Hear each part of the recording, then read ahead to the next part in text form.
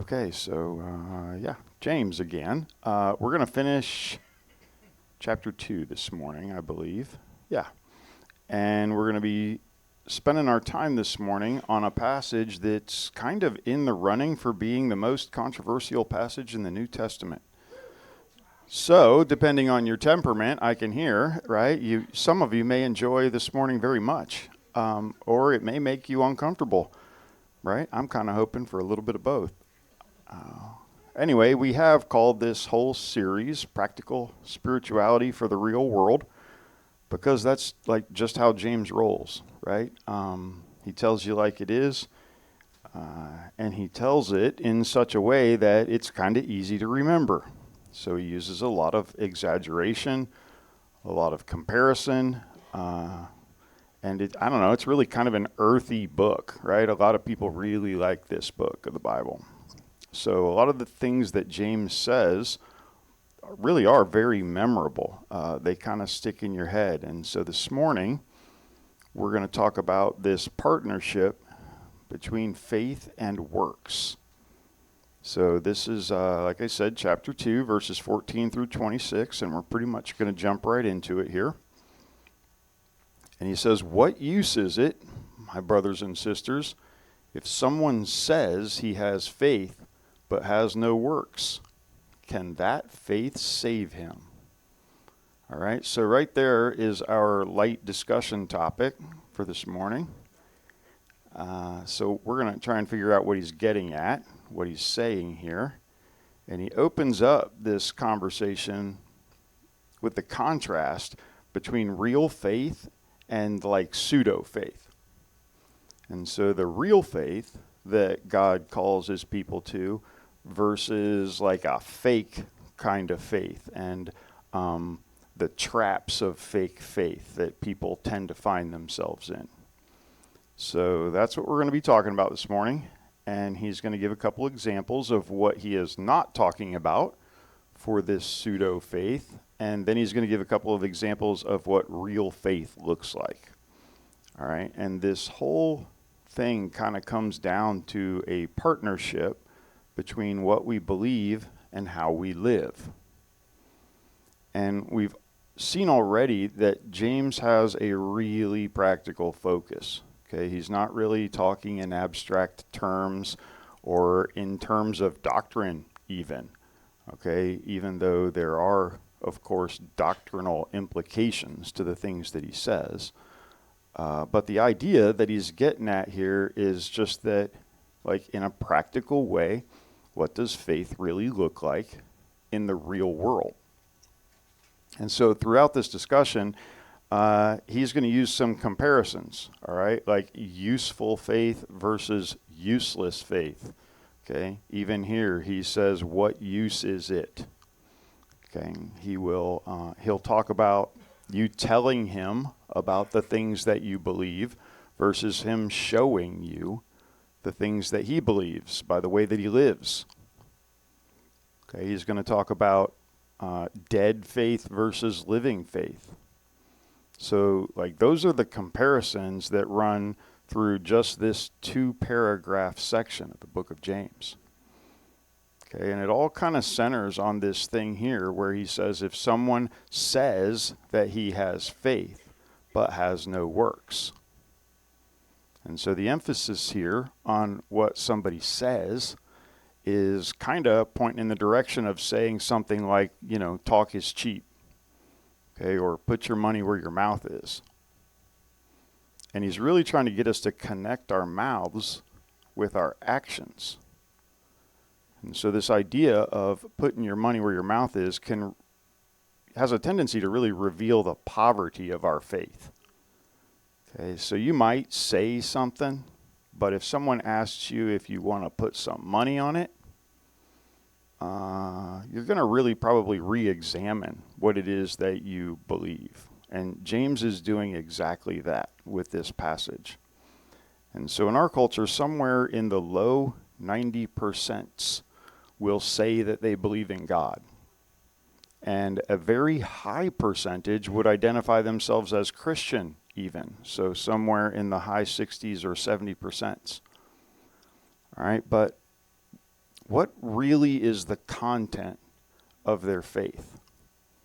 And you sort of get the sense that people have this this belief about themselves, but it doesn't have any bearing at all on on what anything means, or it doesn't have any bearing on the way that they live their lives. And so it's more just that they were born into a specific time and place, and so like that's what they are. Okay, they're Christian. And the people that James is talking to are really very much like that. Okay, he's talking about here a person that says that they believe, and if that's all that it is, that they're all talk and there's no walk to go with it, then James asks this question here: can that faith save him? And it's clearly a rhetorical question, right? Which means that he's not really asking a question. He's making a statement in question form, because the question that is being asked demands the answer of no. It can't save him. And so what kind of faith do you need to have in order to be saved by your faith? And James is going to give us a couple of concrete examples or observations about what inadequate faith is. And then he's going to give two very poignant examples of the kind of faith that God calls on each one of us to display towards him. All right, but there are two common mistakes that we need to understand that are sort of in the background of this whole thing. They're actually in the background of the whole first century world as it relates to faith and how it compares or relates to works. And the first is what we would call legalism. All right, and so there were a lot of people parading this idea around, all right? Some even in the name of James himself. And Paul addresses those people in the book of Galatians. Okay, and so those people were teaching that God does accept us based on our faith and based upon the work of Christ on our behalf. Okay, he died the death that we deserve, and we receive that payment for our sins, and that sort of clears the board. And now you had better be good. Okay, you have to do the right thing. You have to show in your actions that you're righteous. And if your works don't add up, then you end up on the outs with God. You can lose the acceptance that God has given you based on whether or not you merit it. So we're going to talk about that a little bit more in a minute, but right now I want to make it very clear that this is not the issue that James is talking about here. Okay, he's not even addressing this. James is talking about a different kind of faith behavior, faith versus behavior kind of issue. And so this is an idea that I would call dead orthodoxy. And that means that a person says a thing, but what they say is as far as it goes.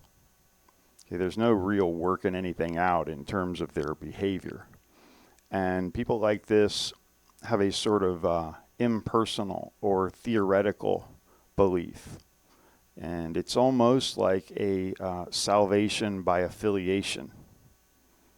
And so these are people that are like the people that Jesus talked to, that assumed that they were okay with God because they were sons of Abraham. And so the extent of their belief in God was that they were born into a group of people that were on God's good side. And as long as they sort of maintain their identity as a Jew, at least on the surface, then things are going to go well for them. All right? Things are going to go well for them when they meet God in the afterlife. And Jesus was like absolutely appalled by this attitude. And he says to them that God has the ability to take from these stones the sons of Abraham.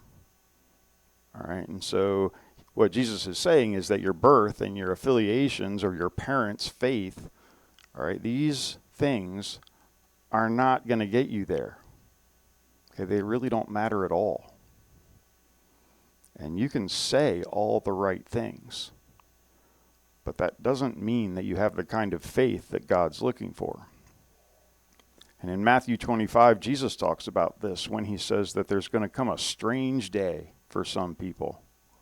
Okay, they're going to come before God, and they're going to claim that they know things like the Apostles' Creed and the Lord's Prayer. Okay, they're going to say that they know God. But Jesus is going to have a response for them. All right, they may know all these things about God, but the problem that they have is that he doesn't know them at all. All right, so maybe they're saying things that are actually true, and they're claiming the right beliefs, but these things like never made the connection in their heart, and they never made any substantive difference in their behavior. Okay, so these are the people that James is talking to. Okay, it's the nominal religious person of every culture, our culture included. And so this is where we are, and this is where James is sort of taking off from. He's going to make this point repeatedly, okay, that real faith is something that you can see in the real world. Okay, real faith you can see. And so we're going to break this down where James goes from here. And so here he's going to give the first negative example. Okay, this is starting in verse 15. And it says, if a brother or sister is without clothing and in need of daily food, and one of you says to them, go in peace, be warm and filled, and yet you don't give them what is necessary for their body, what use is that? Even so, faith without works is dead, being by itself. But someone may well say, you have faith, and I have works. Show me your faith without the works, and I will show you my faith by my works. All right, so this is James, once again, headed into a very practical place. And what he is saying is that if you've got a faith that's just all talk and it never really translates into action that's consistent with that talk, then that's a useless faith. Okay? It's dead. And then he puts out a challenge, right? Like you can say anything you want about your faith, and you can like eloquently describe the things that you believe, but I am going to show you what I believe by what I do. Okay, and so that brings us to our first real point, and it is that works authenticate faith. Okay, so this is a very practical thing that James has going on here in this book, and it's very important what he's not saying. Okay, he's not saying that our actions make us right with God. Okay, it's not a merit system where if you rack up enough points, then you're like in with God. James is not saying that in any way. But what he is saying is that the things that we do offer themselves as like living proof of what's really in our heart. So that's the issue. All right, it's about being authentic in our faith. And he's already used all this language in his descriptions in chapter 1 and even earlier in this chapter when he talks about the law of liberty and the royal law. And he's referring to the command of Christ that we be actively loving other people. Okay, and that's what's at the center of the living out of a Christian life. And so what he's doing here is taking that same conversation and saying that if you want to talk about the nature of your faith, you cannot divorce it from the things that God has called us to exercise our faith in. Okay, and that's it's these things that are the appropriate extensions of where we are with God. So we have been loved by God, and so we turn around and we love other people. And, you know, if we want to use this language, that's a work, okay, that really does offer itself as proof that what we have going on in our hearts is a real and authentic kind of thing.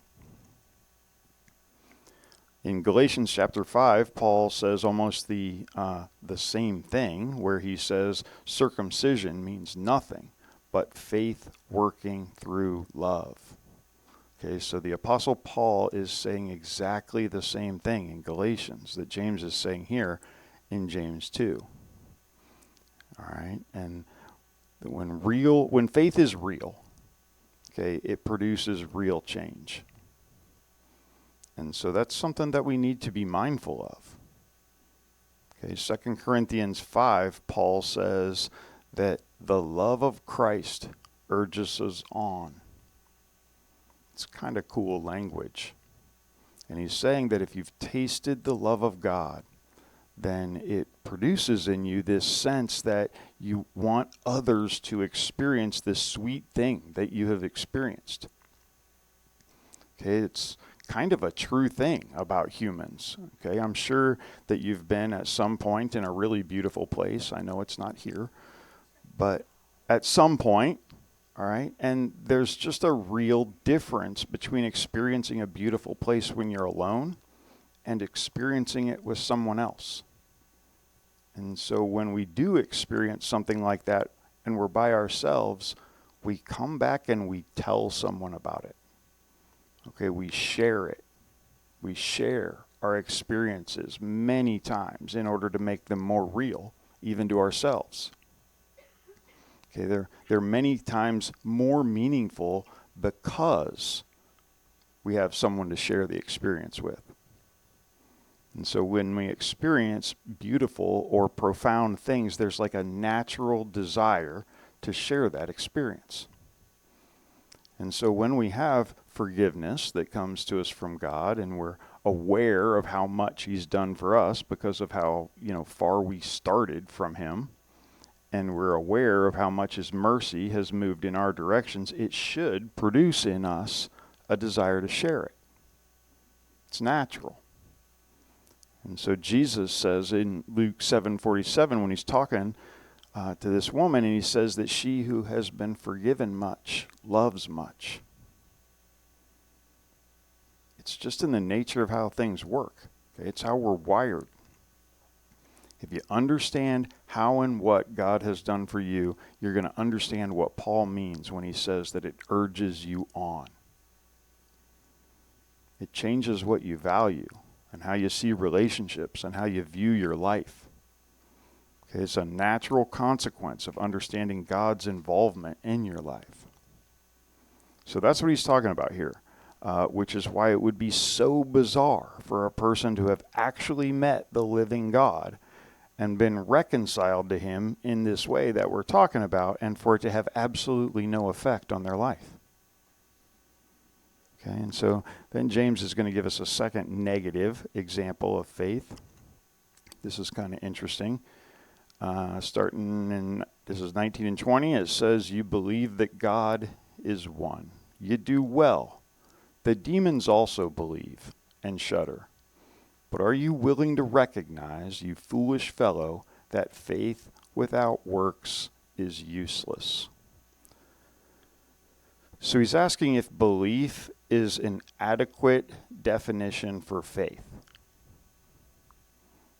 Okay, so if you believe the right things, is that what faith is? And clearly he's saying that that is not the case. Okay, he's saying that there is a difference between knowing and believing. All right, there are these demonic personalities, all right, that they have, all of their theology is impeccable. Okay, they know what is true. All right, they know exactly what God is about, and they believe that He's real. Okay, they believe that He's the creator in a way that we're not going to believe until we're face to face with God Himself. Okay, but they're not into God. Okay, they haven't trusted God. They believe that God is real. They even believe that He died for the sins of humanity. But they haven't placed any faith in Him. And the point is that just knowing what is true doesn't come anywhere close. Okay, so faith is about exercising personal trust. There's an act of the will to personally entrust yourself to God. Okay, knowing does matter, but knowing is wholly insufficient. All right, there also has to be this other piece that's going on here. And so I was looking for a way to illustrate this point. And so we're going to go back like 150 years, about 1860, I think. And we're going to talk about a famous tightrope walker of the time. His name is Charles Blondin. All right, this is a true story that many of you have probably heard me reference before. This is a go-to illustration for me. So this is a French dude, and he came to the United States because he wants to be rich and famous. And so he stretches a cable from the Canadian side to the American side of Niagara Falls, right above the part called Rainbow Falls. And so over several days, he just kind of goes back and forth on the tightrope, and huge crowds gather. And he does it on stilts. He does it blindfolded. He rode a bike across the wire. All kinds of craziness going on, okay? And so then he shows up one day with a wheelbarrow, and he takes the wheelbarrow across the wire. And then he puts bags of grain in the wheelbarrow, and he crosses the falls with it. And so for many days, he dazzles the crowd, all right? And then one day he shows up with a harness attached to his back. And he asks the crowd how many of them think that he could actually put a man in the harness and walk him safely across the wire. Okay, crowd responds by saying that of course he can do it. Okay, he did it on stilts, he did it with the wheelbarrow, right? No problem. And then he asks them, which one of them is going to get in the harness?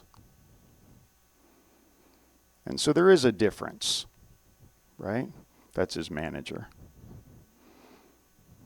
Okay, his manager did go across the falls with him. But there is a difference between saying that you believe something or saying that you know that something is true and actually putting faith in it, right? Entrusting yourself to it. Everyone knew that this guy could do this thing, but which one of them was going to entrust their lives to him? And this is exactly the question that God is asking of you. Okay, he's not asking an abstract question about what you think is true. He's asking you to entrust the weight of your life to him. Your future, your safety, your security, all of it. All right, will you climb in the harness? So just like at Niagara Falls, there's like a chasm that separates God from humanity. Okay, you can't swim across it. You can't jump across it. You need to have Christ get you across. All right, and the metaphor is just about complete.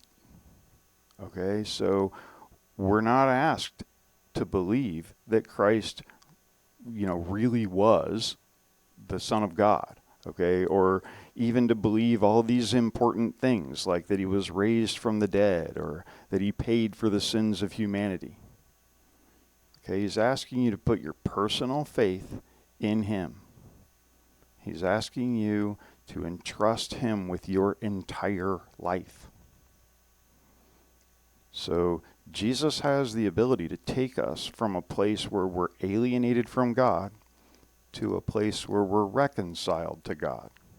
But we have to get in the harness. You have to choose. All right, this is where this whole thing goes from the abstract to the very personal. All right, from distance to God to relationship with God. This is the part that makes the cross of Christ count for you. It's not just what you believe is true, but that you have entrusted the work of Christ to be the way that you're going to find yourself before the living God. Okay, it's a pretty significant piece of what we're talking about. And he's critiquing them for having the right doctrine and yapping about it, but it doesn't manifest in their works. And he's also talking about the people that have the right theology, but are not trusting God in any kind of personal way. Okay, and then in contrast to those things, he's going to give us two positive examples about what our faith should look like. So this is where the difficulties and the fireworks begin. So we're going to try to carefully understand what's being said here.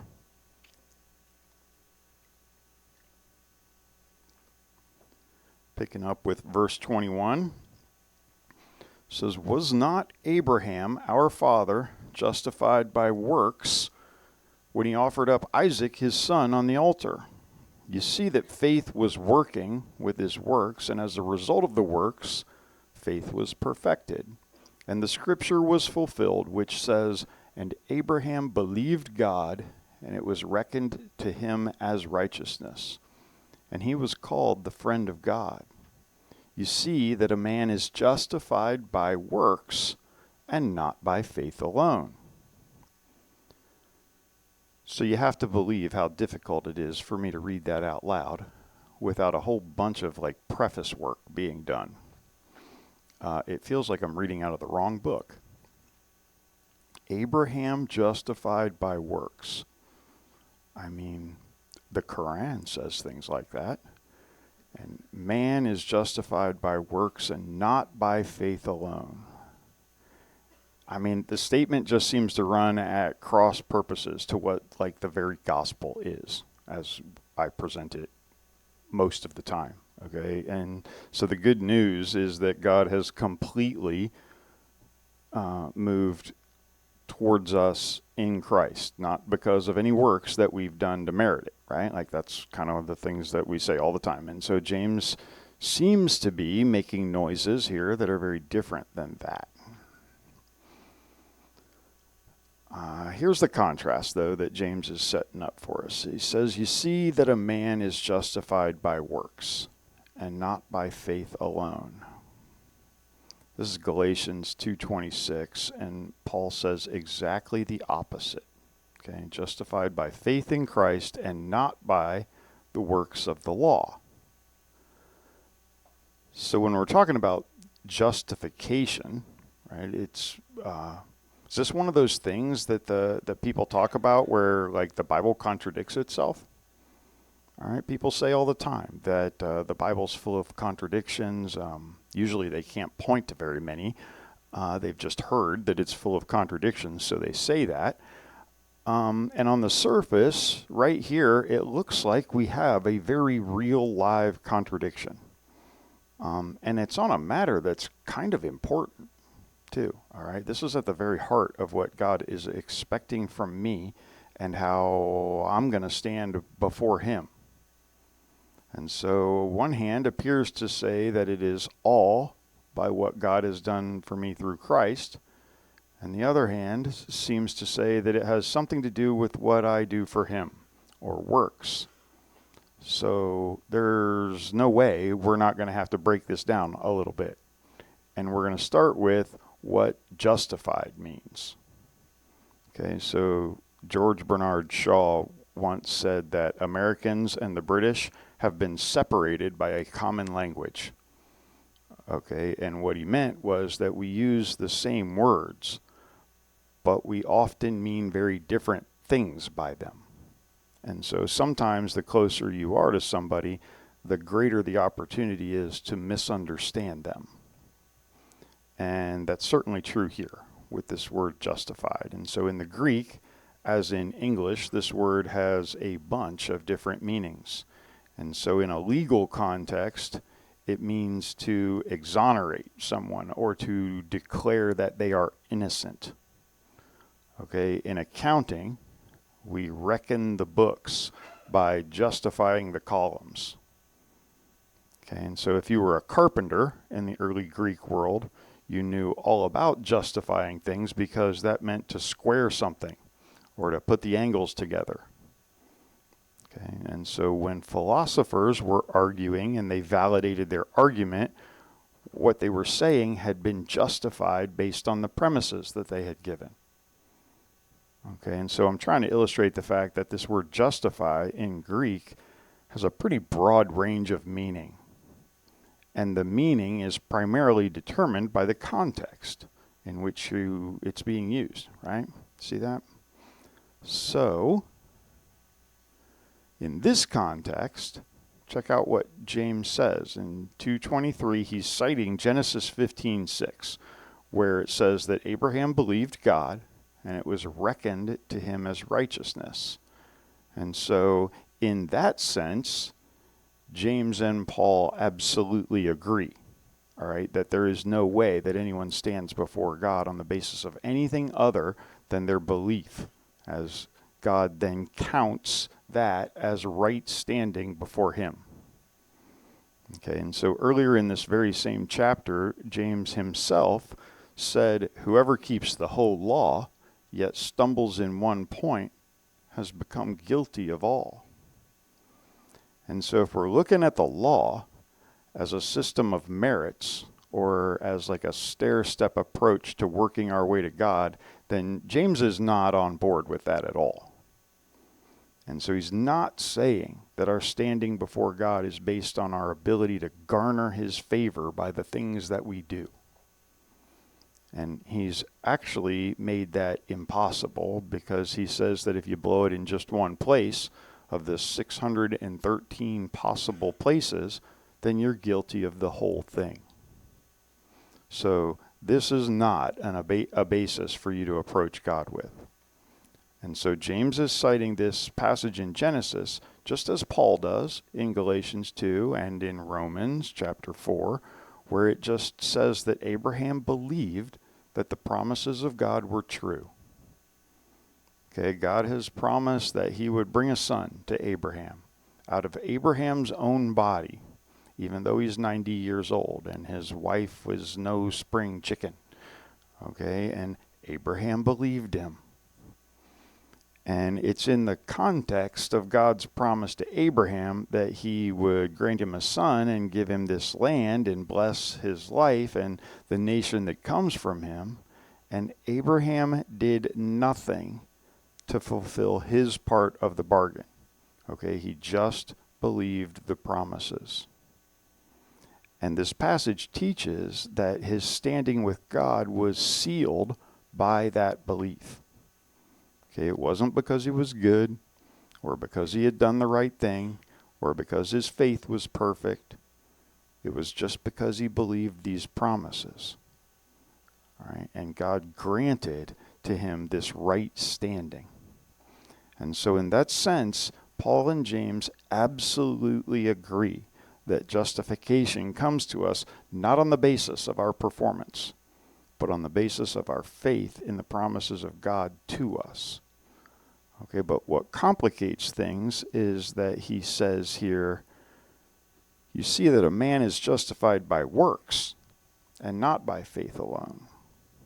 And I'm just not sure that you can help but wonder how that could possibly follow from what he's just said. Right? What does this mean? The thing is that James has a very different notion of the word justified going on in this passage than Paul does in those other passages that we just read. All right, and so notice how he ties this together here. He says that our father Abraham was justified by works. And he says it again in verse 24. Well, then what can he mean by justified by works? Well, he says that the result of these works was a perfecting of Abraham's faith. And so right there is what he means by justified. Okay, the scriptures were fulfilled by Abraham's further act of obedience to God in this incident that relates to his son Isaac. Okay, and that's what James means when he says that what Abraham did, or his works, justified him.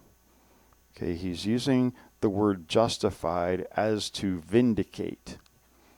All right, this claim of being right before God is justified by the real world evidence of his life and the choices that he made. Okay, that's what he's talking about here. That's the context. And he's talking about this whole idea of like putting your money where your mouth is. Okay, and putting your faith to work. Okay, it's what this whole thing has been about. That's what he started with. And so there has been a controversy about this whole faith versus works thing that's really rooted in this passage in James. And that's because it's just read on a superficial level and then understood on a superficial level without any consideration for the context of what James is even talking about. Okay, or the wide range of meaning of the word justification that was used at the time. Right? So it's kind of an important point. This is the dividing line between a religious approach to God and grace. So it's kind of important that you understand this thing. And so stated in a positive way, the thing that James is telling us about the life of the life of faith of Abraham is that his faith was perfected. And we've already seen this language in James chapter 1. All right, this is the Greek word teleos. And it was used there in relation to the trials that we endure that bring us to a completion or a perfection of our faith. And so it's as we learn to walk with God on the basis of the promises that he has given to us, and we're willing to endure the difficulties of life and continue to pursue him, that our faith becomes perfected. It becomes honed and shaped, and it turns into something beautiful. And we've already been declared right before God. So that's justification in the legal sense. And now, through the course of our life, as we take those steps of trusting God and taking action and of putting our money where our mouth is, then our character and our inner life and our relationships and our values all begin to be shaped into a reflection of what God is really about. So God's blessing for Abraham was accomplished as Abraham acted on the faith that he had.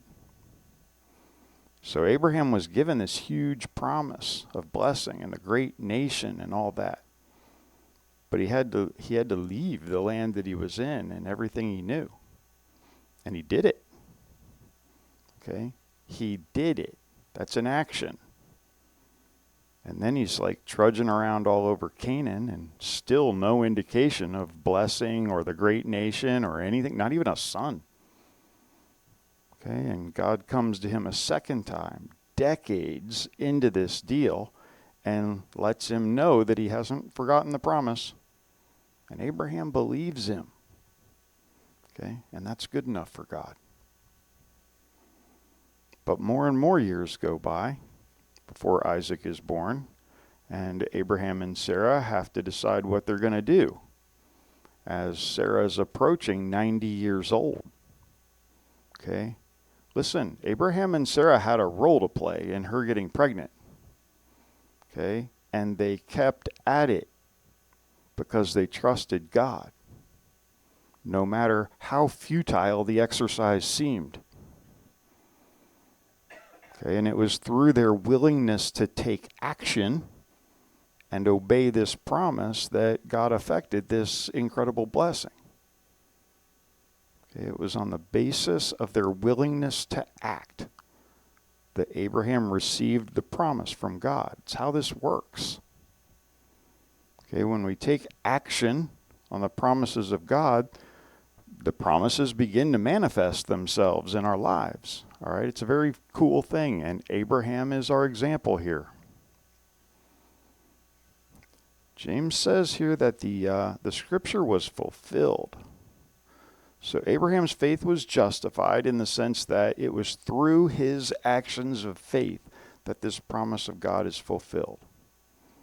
All right, so God's promise is fulfilled through Abraham's life of obedient faith. And as he and his wife continued to relate physically, they make a way for God to do exactly what he said he would do. God's promise to bless the whole earth was through their bodies, and it was fulfilled through their obedience. All right, it's very cool. Not only was it through the actions of Abraham that God blesses his life, but he also blesses the entire world. Okay, this is a major pivot point in the plan of God in the world right here. Quite a bit at stake. And so God takes our ability to make choices to obey him, and he enters it into the equation, right, of how he's going to work through the world. And so we have the remarkable opportunity for our lives to shape the way that eternity looks as we choose to obey the calling of Christ in our lives. All right, and so it's an opportunity that we should be excited about. Let's try to finish this passage here, and then we're going to draw out some final application. Verse 25 says, "In the same way was not Rahab the prostitute also justified by works when she received the spies and sent them out by another way? For just as the body without the spirit is dead, so also faith without works is dead." It's a pretty cool way to end this passage, where he brings up the example of Rahab. Okay, and Rahab is not exactly the good guy that Abraham is often portrayed to be. Rahab was a prostitute that lived in Jericho, which was a city that was going to be destroyed by the advancing army of the Israelites. And Rahab knew all about the God that delivered the Hebrew people from their bondage in Egypt. All right, when the spies came to check out Jericho, Rahab decided to protect them because she believed that the real God was with these guys. Okay, Rahab believed in these promises, and she wanted to be a part of them. She wanted to be counted as one of God's people. And so she took this action of hiding the spies. And so Rahab's probably not the only person in Jericho that had heard of and believed that the Israelites had a powerful God, and that Jericho was in trouble when these people showed up. They had all heard the stories of what was going on as Israel came across the countryside. But she was the only one that did anything. All right, and so she's saved by her actions. She's able to join into God's people, and she becomes an ancestor to David and then to Jesus. Okay, so this is a pretty good move on her part. But here's the point. All right, so Rahab and Abraham, both in very different ways, and you ought to be able to find a way to relate to one of them, but both of them really lived out the drama and the adventure of faith.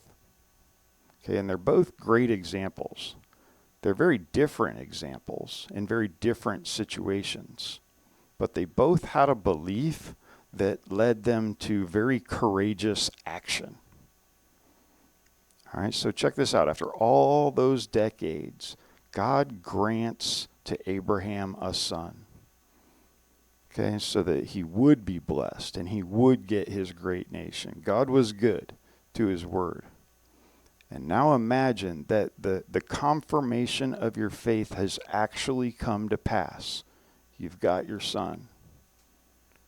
And now God is asking you to take that son that you love and that is your only son and your only link to the promise that God has given you.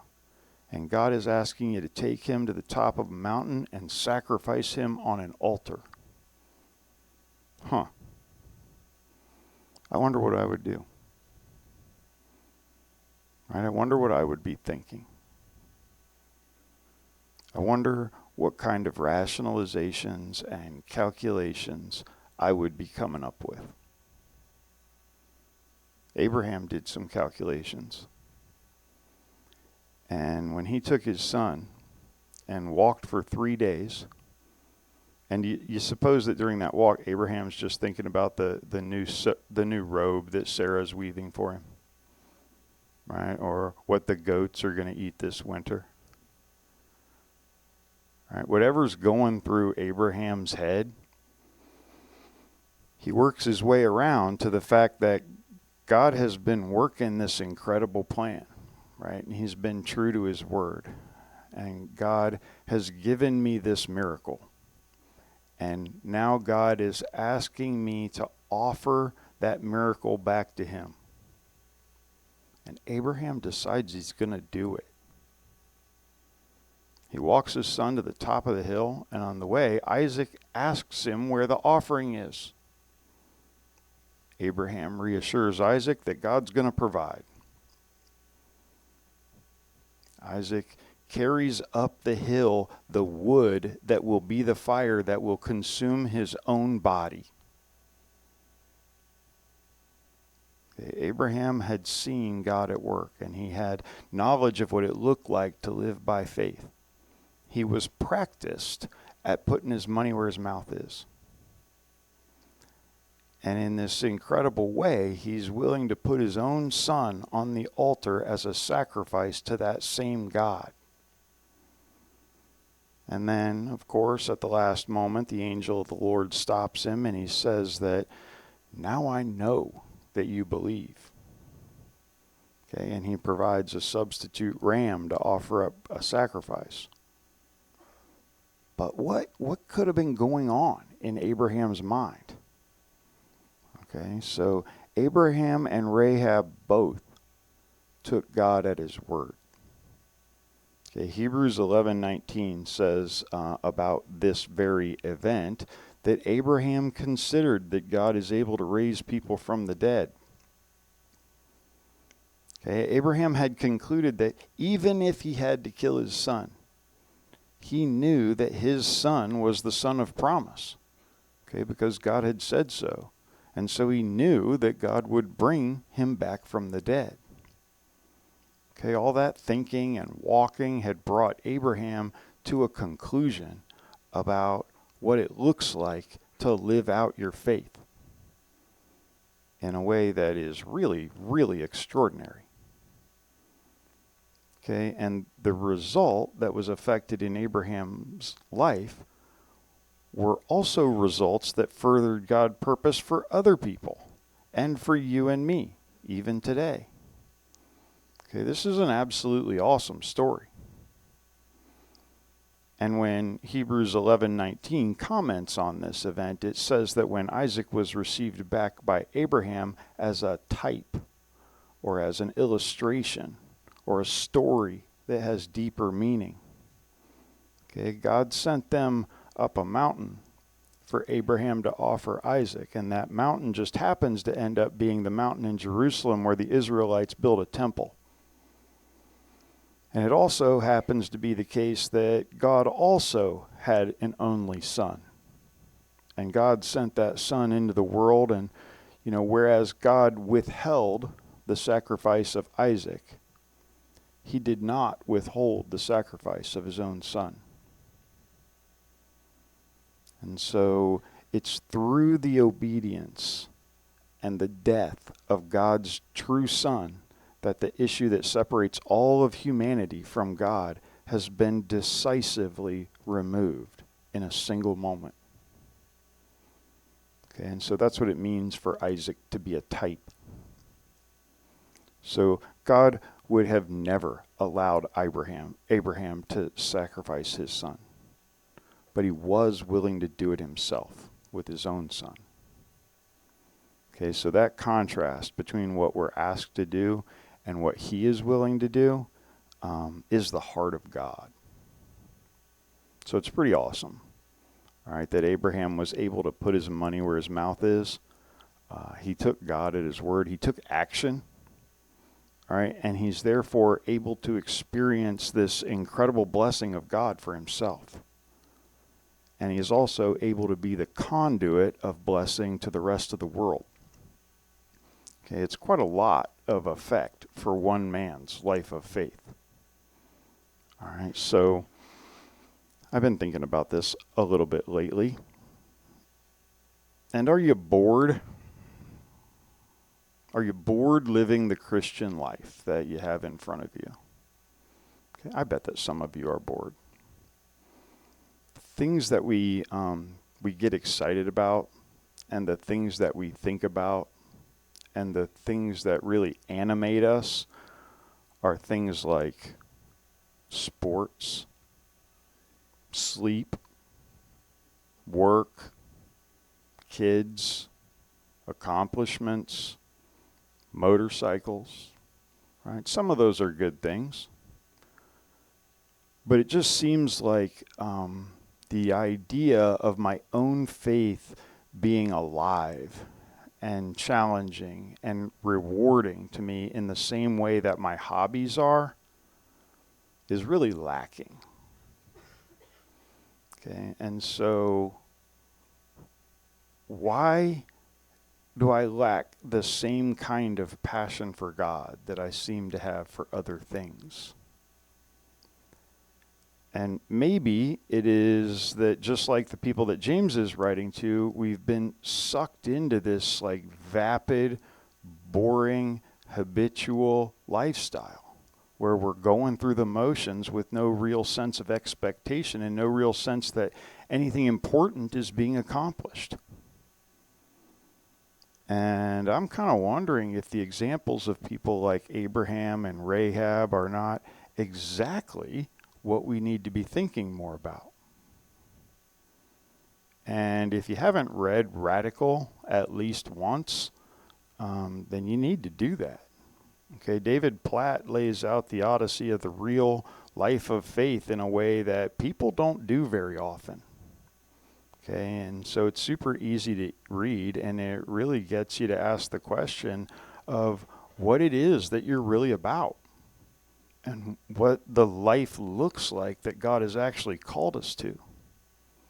And one of the things that we need to look at is if there's any risk at all involved in our lives. Is there anything at stake in your faith? Faith is supposed to be dangerous. Okay? Faith puts you at risk. Faith might get you hurt, and it might make you poor, and it might get you rejected by the people around you whose opinions mean more to you than they should. And one of the things that we see in these examples of Abraham and Rahab is that, faith really is dangerous. Their life is on the line, or something they care about is on the line. And so what's on the line in your life of faith? Where does it really matter in your trust in Christ? It's kind of an important question. And if we're not feeling that we risk anywhere and we don't feel that we have dangerous decisions to make, then maybe we really don't understand this whole faith versus works dynamic that James is talking about. Where's the risk? Right? Are you just compromising and going through the motions? Do you have any close relationships that cause you pain or that have caused you a bunch of pain over the years? Okay, if you deal with that at all like I do, then your heart is getting harder and harder to protect yourself from that pain. And you or I have kind of ended up like frozen and unable to find a way to relate to that person in any kind of redeeming or helpful way. Habits and patterns of hardness and relating in a cold way have become more comfortable than the possibility of rejection or smackdown. Okay, but this position is entirely no risk. There's no danger in it, and there's no obedience in it, and there's no positive effect from it. Okay, so we all have things in our lives that fit into this category. And God is asking us to get into the harness. Okay, trust Him to get us to the other side. So we have to let go of control and let go of our predictable life that insulates us from the pain that other people cause us. The adventure of faith and the life that God calls us to is a life where there's a goal to seek. And so, many of us understand that it's right to be goal-centered in our careers. We're goal-centered with our kids. probably too much so. Okay, but that kind of intensity and focus is pretty absent from our lives when it comes to our faith. And God is calling on us to accomplish something in this life. And there really isn't any point to faith without some kind of a vision. And so what is your vision for your life? When your kids leave the house someday, what will life be about? Shouldn't it be about that same thing now? What's your purpose? What's your family's purpose? What's the point of a family? Okay? It's to manifest the reality of God in our lives. Is that how you think of your family? As an opportunity to manifest the reality of God through you to an ocean of lost and confused people. Okay, there's a purpose for your family and there's a purpose for your life. And so we need to discover that vision and then move forward and do something about it. Do you have a catalytic partnership in living this life that the Lord has called you to? Right? This is not just about you and God. All right? It's about we and God. It's about how the body connects with one another to accomplish the things that God calls us to. And so this is where it gets energizing and fun and messy. Okay, there are 2 or a half dozen or 50 really messed up people that can come together and love each other and manifest the reality of God's grace and see people change. That's really special. That's really incredible. It's really miraculous. It's beautiful. Okay, and so James has brought us something that I think is very cool this morning. All right, faith without works is dead. Doesn't accomplish anything. And so, let's see what we can do about putting our money where our mouth is. Okay, let's do the things that God calls us to do. And so that's kind of my thoughts for the end of James chapter 2. That's all I have for this morning. If you have, it wasn't that long, 59 minutes.